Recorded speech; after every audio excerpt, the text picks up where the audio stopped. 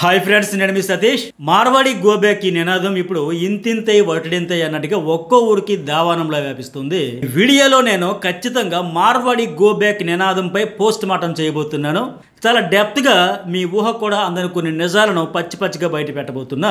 Video చూసే ముందే మీ అభిప్రాయం ఏంటి అనేది కూడా ఒక కామెంట్ రూపంలో తెలియజేయండి. అలాగే ఒక లైక్ కొట్టండి. ఇలాంటి వీడియోలు సమాజంలో ఎక్కువ మందికి ఖచ్చితంగా రీచ్ అవ్వాలి. గోబ్యాక్ మార్వాడి అంశంపై ఫస్ట్ మీ ఒపీనియన్ ఏంటి అనేది కూడా ఫస్ట్ మెసేజ్ అయితే పెట్టండి. ఈ మార్వాడి గోబ్యాక్ ఉద్యమం ఎప్పటి నుంచో ఉన్నా ఇప్పుడు ఎంత ఉవ్వెత్తున ఎగిసిపడడానికి main reason Secunderabad Monda market లో జూలై 31న జరిగిన ఒక చిన్న గొడవ. ఎస్కే జ్యువెలరీ అనే పేరుతో ఓ మార్వాడి కుటుంబం నడుపుతున్న దుకాణం ఎదుట దాని యజమానికి సంబంధించిన కారు రోడ్డుపై అడ్డంగా పార్కింగ్ చేశాడు. సాయి కిరణ్ అనే వ్యక్తి బైక్ పై వస్తూ అడ్డుగా ఉన్న కారు తీయమంటూ హార్న్ కొట్టాడు. కాస్త కారు పక్కకు పెట్టండి అంటూ ఆయన చెప్పాడు. దీంతో ఆ కారులో ఉన్న యువకుడు బూతులు తిడుతూ సాయి కిరణ్పై దురుసుగా ప్రవర్తించాడు. దీనికి ఇటు నుంచి ఇతను కూడా గట్టిగా మాట్లాడేసరికి దుకాణం యజమాని, అతను అల్లుడు, మనములు బయటకు వచ్చి సాయి కిరణ్పై డైరెక్ట్ అటాక్ చేశారు. ఇక దీంతో అతను కూడా స్థానికుడి కావడంతో తన వాళ్ళకి ఫోన్ చేసి విషయం చెప్పడంతో అరుణ్, సాయి అనే మరో ఇద్దరు వచ్చి అతనికి అండగా నిలబడ్డారు. దీంతో వాళ్ళిద్దరి పైన ఈ మార్వాడి గ్యాంగ్ దౌర్జన్యం చేసి కొట్టుకుంటూ నెట్టుకుంటూ వెళ్లారు. ఈ వీడియో బాగా వైరల్ అయింది. ఈ నేపథ్యంలో కొట్టిన మార్వాడీలపై అట్రాసిటీ కేసు నమోదు చేశారు. ఈ ఘటనపై తెలంగాణ కళాకారుడు గోరెటి రమేష్ మార్వాడీలు దోపిడీదారులు అంటూ ఓ పాట పాడి సోషల్ మీడియాలో పోస్ట్ చేశారు. ఇది కూడా రాత్రికి రాత్రి బాగా వైరల్ కావడంతో అక్కడ నుంచి మార్వాడి గోబ్యాక్ మార్వాడి రచ్చ మొదలైంది. ప్రస్తుతం ఈ రచ్చను ఆపడానికి స్వయంగా దెబ్బలు తిన్న సాయి కిరణ్ తాజాగా మార్వాడి సంఘం సభ్యులు తీసుకొచ్చి ప్రెస్ మీట్ పెట్టించి అతనికి క్షమాపణ చెప్పి అతనితోనూ ఇది ఒక మార్వాడి చేసిన తప్పు, దీనికి అందరినీ బలి చేయొద్దు, వివాదం పెద్ద చేయొద్దు, తనని కేవలం ఒక దుకాణంలోని మార్వాడి తిట్టాడు, ఇదేంటని అడిగితే కొట్టారు,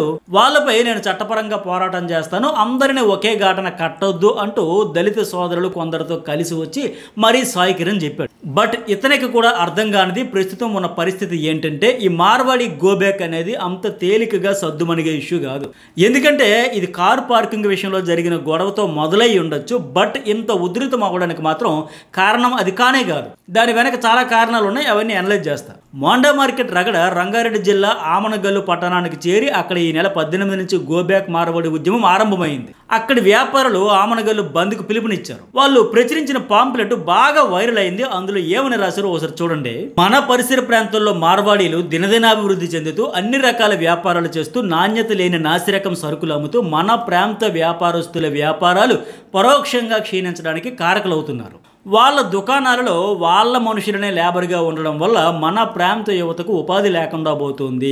వాళ్ళు సఖ్యతతో ఉండి మన ప్రాంతంలో పాగా వేసి పాతుకుపోయారు. ఇది ఇలాగే కొనసాగడం వల్ల మన మనుగడికి ముప్పు జరుగుతుంది. కాబట్టి ఇకపై వారు మన ప్రాంతాలలో అడుగు పెట్టకుండా కాపాడుకుందాం. కావున మన ప్రాంతం మన వ్యాపారం అను అంశంపై మన వ్యాపారస్తులు అందరూ ఏకతాటిపై ఉండి మన వ్యాపారస్తుల ఇతర సంఘాలు, హోటల్స్ అందరూ బంద్ పాటించి సంఘీభావం తెలపగలరని మనవి. ఇట్లు కిరాణా సంఘం, వస్త్ర సంఘం, వర్తక సంఘం, స్వర్ణకార సంఘం ఆమనగల్లు అని ఆ పాంప్లెట్లు అయితే రాసుకొచ్చారు. ఆమనగల్లు టౌన్ పరిధిలో 230 షాపులు స్థానికులు ఉన్నాయి. మార్వాడీలు ఒక 12 షాపులు పెట్టారు ఫస్ట్. ఆ తర్వాత చుట్టూ ఒక 20 కిలోమీటర్ల పరిధిలో గ్రామాలకు దగ్గరగా మార్వాడీలు ఏకంగా 24 షాపులు పెట్టారు. సో ఇలా పెట్టడం వల్ల తమ వ్యాపారాలు దెబ్బతింటున్నాయి అనేది ఈ ఆమనగల్లు వర్తకుల ఆవేదన. మార్వాడి వ్యాపారి హఠావో, తెలంగాణ వ్యాపారి బచావో నినాదంతో వైశ్య వికాస వేదిక ఆధ్వర్యంలో హైదరాబాద్ ఎల్బీ నగర్ లో నిరసన కూడా ఆరంభించారు. సో ఎన్నో ఏళ్లుగా మార్వాడీలపై తెలుగుడుకుండే ద్వేషం ఇది. ఆ ద్వేషానికి రీజన్లు ఏంటి అనేది కూడా నేను కుండ బద్దలు కొట్టినట్టు చెబుతే వినండి.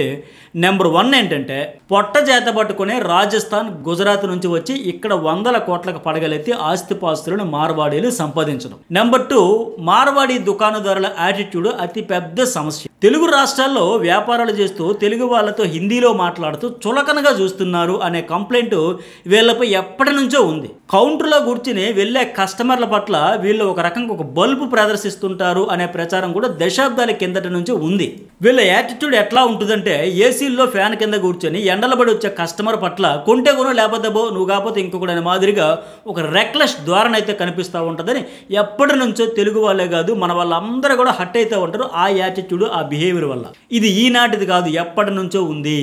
నెంబర్ 3, వాళ్ళు వేల కిలోమీటర్లు దాటి ఇక్కడికి వచ్చేసి బతుకుతున్నప్పటికీ మీరు ఏ దుకాణమైనా చూడండి, వాళ్ళ సొంత రాష్ట్రం నుంచే ఆ దుకాణంలో పనిచేసే కుర్రాలకు కూడా తెచ్చి పెట్టుకుంటారు. ఇది వాళ్ళ స్ట్రాటజీ. వాళ్ళ వ్యాపార మెలకువలు కానీ వాళ్ళ వ్యాపార వ్యవహారాల్లో మనకు పట్టు రాకుండా, మనకు తెలియకుండా వాళ్ళ ఒక స్ట్రాటజీ ప్రకారం ఎక్కడ మన వాళ్ళు వాళ్ళ షాపుల్లో కానీ వాళ్ళ వ్యాపారంలో కానీ ఉద్యోగులుగా చేరితే వాళ్ళ గుట్టుమట్లని తెలుసుకుంటారో, వ్యాపార మెలకువలు తెలుసుకుంటారనే ఉద్దేశంతో కేవలం మన వాళ్ళనే చేర్చుకోరు. అందుకే మన వాళ్ళకి పని కూడా ఎవరు. ఇది కరీంనగర్ నుంచి శ్రీకాకుళం వరకు మీరు ఏ టౌన్కైనా వెళ్ళండి, అక్కడ మార్వాడీలు ఉంటారు, వ్యాపారాలు చేస్తారు. మన వాళ్ళకి మాత్రం పని ఎవరు, కేవలం మనకు వస్తువులు మాత్రమే అమ్ముతారు. నెంబర్ 4, వాళ్ళు చేసే ఎలక్ట్రికల్ అండ్ ఎలక్ట్రానిక్స్ దుకాణాల దగ్గర నుంచి బంగారం కొట్ల వరకు ఏ వ్యాపారం చూసినా మనోళ్ళ కంటే బెటర్గా వాళ్ళు వ్యాపారం చేసి నేర్పుతూ ఉంటారు. ఆ టెక్నిక్స్ వాళ్ళ రక్తంలోనే ఉన్నాయి. చిన్నప్పటి నుంచి ఆ విధంగా వాళ్ళ తల్లిదండ్రులు వాళ్ళకి ట్రైనింగ్ ఇస్తారు. నెంబర్ 5 ఏంటంటే మార్వాడి వ్యాపారులు మనల్ని మోసం చేస్తున్నారు. వాళ్ళు నాణ్యమైన సరుకులు అమ్మడం లేదు, పావలకు కొని తెచ్చి మనకు ఇక్కడ 10 రూపాయలకు అమ్ముతున్నారు అనే భావన చాలా ఎక్కువ మందిలో ఉంది. ఇక ఫైనల్ గా నెంబర్ 6 ఏంటంటే ఈ పాయింట్ చాలా చాలా ప్రభావవంతమైనది. అదేంటంటే వీళ్ళు ఒక ప్రాంతంలో బట్టల దుకాణం కావచ్చు, బంగారం దుకాణం కావచ్చు, ఎలక్ట్రికల్ ఎలక్ట్రానిక్స్, కన్స్ట్రక్షన్ మెటీరియల్ వీటిని ఏ వ్యాపారమైనా పెట్టారంటే అక్కడ స్థానికంగా కొన్ని దశాబ్దాలుగా ఉన్న మిగతా వ్యాపారాలను దెబ్బ కొట్టేలాగా ఆరంభంలో అత్యంత తక్కువకు విక్రయిస్తూ కస్టమర్లను తమ వైపు తిప్పుకుంటారు. ఆపరేషన్ ఆకర్షణ చేపడతారు. దాంతో స్థానిక వ్యాపారాలు కుదేలైపోయాక అప్పుడు ధరలు పెంచుతారు. పెట్టుబడులు కూడా విపరీతంగా పెట్టేస్తారు. అంటే చిన్న చితక వ్యాపారులు ఏ రకంగా వీళ్ళ పోటీలో ఉండకూడదు, తట్టుకోలేకుండా చేతులు ఎత్తేయాలి, వ్యాపారం ఎత్తేయాలి అనే స్ట్రాటజీ అప్లై చేస్తారనే నింద మార్వాడీలపై ఎప్పటి నుంచో ఉంది. అందుకే వీళ్ళు మనల్ని దోచుకోవడానికి వచ్చారు అనే ఫీలింగ్ స్థానిక వ్యాపారులలో ఉంది. ఈ 6 కారణాలతోనే దశాబ్దాలుగా వీళ్ళంటే ఒక నిగూఢంగా మనసు లోతుల్లో ఉన్న ద్వేషం ఇప్పుడు బయటకు వస్తుంది. ఇందులో ఎలాంటి డౌట్ లేదు. అంతే తప్ప మోండా మార్కెట్లో జరిగిన ఒక చిన్న కుమ్ములాటికే పార్కింగ్ పంచాయతీకి ఎంతలా తెలంగాణ మొత్తం కావచ్చు, ఏపీలో కొన్ని ప్రాంతాల్లో కావచ్చు, అట్లాగే ఎన్ఐలు కావచ్చు, వీళ్ళంతా కలిసి వీళ్ళని గో బ్యాక్ మార్వాడి అంటూ నినాదాలు చేస్తూ రోడ్డెక్కలేదు అనేది వాస్తవం. హైదరాబాద్ చూడండి, విజయవాడ చూడండి, ఇంకో విశాఖపట్నం చూడండి, వరంగల్ చూడండి, శ్రీకాకుళం చూడండి, ఎక్కడైనా మార్వాడీలను తట్టుకోవడం, వాళ్ళ వ్యాపార వ్యూహాలను తట్టుకోవడం ఇక్కడ వ్యాపారులకు చాలా కష్టం. ఇక్కడ వీళ్ళకున్న అతిపెద్ద అడ్వాంటేజ్ ఏంటంటే పెట్టుబడులు పెట్టడంలో వాళ్ళు చాలా దూకుడుగా ఉంటారు. మన వాళ్ళు ఒక బిజినెస్ చేయాలంటే బ్యాంకుల చుట్టూ కాళ్ళు అరిగేలా తిరగాలి, ఆ పెట్టుబడులు తెప్పించుకోవడంలో కూడా చుక్కలు కనిపిస్తాయి మన వాళ్ళకి. బట్ వాళ్ళకేంటంటే వాళ్ళే సపోర్ట్ చేసుకుంటూ మార్వాడి సంఘాలు ఆర్థిక దొన్నేస్తే బ్యాంకుల నుంచి కూడా ఎంత కావాలంటే అంత ఇలా చిటికేసులకి తెప్పించుకోగల కెపాసిటీ వాళ్ళకు ఉంది. ఐకమత్యమే మహాబలం అని వాళ్ళు బలంగా నమ్మి ఆ సిటీలో ఎంతమంది మార్వాడీలు ఉంటారో వాళ్ళంతా ఒకే మాటపై ఉంటారు. వాళ్ళకి ఆర్థికంగా అండదండలు పుష్కలంగా అందిస్తారు. సో దాంతో పెట్టుబడులు కుమ్మరిస్తారు. మరి మన తెలుగు వాళ్ళు ఎందుకు అలా ఉండరు అనే ప్రశ్న రావచ్చు. బట్ ఇక్కడ మనం లాజిక్ మిస్ అవ్వకూడదు. మన రాష్ట్రంలో ఉన్నాం, అంతా మనమే కాబట్టి ఇక్కడ ఐకమత్యం అనేది అవసరం లేదు. అదే మీరు అమెరికా, ఆస్ట్రేలియా, కెనడా, దుబాయ్, ఇతర రాష్ట్రాల్లో, ఇతర దేశాల్లో ఉండేటప్పుడు మన వాళ్ళని చూడండి, తానా, నాటా లాంటి కమ్యూనిటీలు కోకోలలో ఉంటాయి. మన వాళ్ళు కూడా ఇతర రాష్ట్రాల్లో ఉండేటప్పుడు ఆ ఐక్యత వస్తుంది. మన తెలుగు వాళ్ళందరం ఇక్కడికి వచ్చాం కదా, మనంతా ఒకటి కదా అని లెక్క.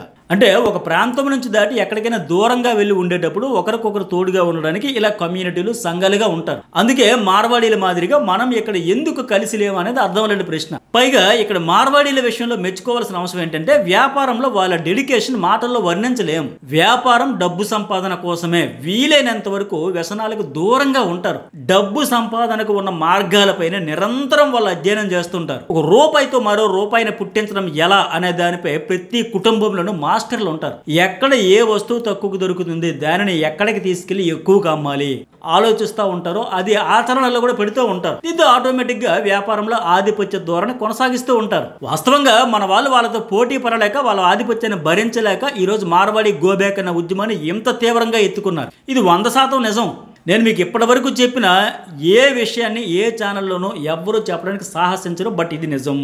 అయితే ఈ ఇష్యూ ఇంత పెద్దగా మారడం వెనుక మార్వాడి వ్యాపారాలు చేసిన అతిపెద్ద బ్లండర్ ఏంటంటే ఎక్కడ నుంచో ఇంత దూరం వ్యాపారం కోసం మాత్రమే వచ్చినప్పుడు ఖచ్చితంగా అదే చూసుకోవాలి. లోకల్ పీపుల్తో ఆ వ్యాపారం ముడిపడి ఉన్నప్పుడు నువ్వు లోకల్ పీపుల్ నమ్ముకొని ఇక్కడ వ్యాపారం పెట్టినప్పుడు ఎట్టి పరిస్థితుల్లోనూ దౌర్జన్యంగా ఉండకూడదు. అలా ఉన్నారో అది ఎంత పెద్ద వివాదంగా మారిపోతుందో చెప్పడానికి మోండా మార్కెట్లో జరిగిన చిన్న గొడవ నుంచి ఇంత పెద్ద ఇష్యూ అయిపోవడానికి కారణం అదే. ఇప్పుడు ఇష్యూ సీరియస్ అయిపోయి తెలంగాణలో వర్తక సంఘాలు ఏకంగా కొన్ని డిమాండ్లను కూడా ప్రభుత్వం ముందుంచాయి. అవేంటంటే 5 లక్షల కన్నా తక్కువ జనాభా ఉన్న పట్టణాల్లో తెలంగాణేతర వ్యక్తులు వ్యాపారాలు చేయకూడదని ప్రభుత్వం నిబంధనలు పెట్టాలంట. కల్తీ సరుకుల దందాలో ఒక 3% మార్వాడీలే ఉన్నారని మరో ఆరోపణ చేశారు. ఆభరణాల తయారీ వ్యాపారాల్లో కూడా మోసాలు చేస్తున్నారని, వాళ్ళ పెద్ద పెద్ద పెట్టుబడుల దాటికి చిన్న వ్యాపారాల భవిష్యత్తు ప్రశ్నార్థకం అయిపోయింది. తెలంగాణ యాత్రలు ఇక్కడ భూములు కొనకూడదు, గుజరాత్ రాజస్థాన్ వ్యాపారుల దుకాణాల్లో మన వాళ్ళు స్థానికులు కొనకూడదని ఆమనగల్లు వ్యాపారులు తీర్మానం. అలాగే వాళ్ళు జీఎస్టీ కట్టట్లేదు కనుక వాళ్ళ వ్యాపారాలు మూసేయాలి. ఇవి వీళ్ళ డిమాండ్లు. అయితే ఈ డిమాండ్లు అర్థం లేనివంటే ఎక్కువ మంది కొట్టుబడేస్తున్నారు. దీనికి కారణం ఏంటంటే దేశంలో ఏ రాష్ట్రానికి చెందిన వాడైనా ఏ రాష్ట్రానికైనా వెళ్ళి స్వేచ్ఛగా వ్యాపారం చేసుకోవచ్చు. ఇది రాజ్యాంగం అందరికీ కల్పించిన హక్కు.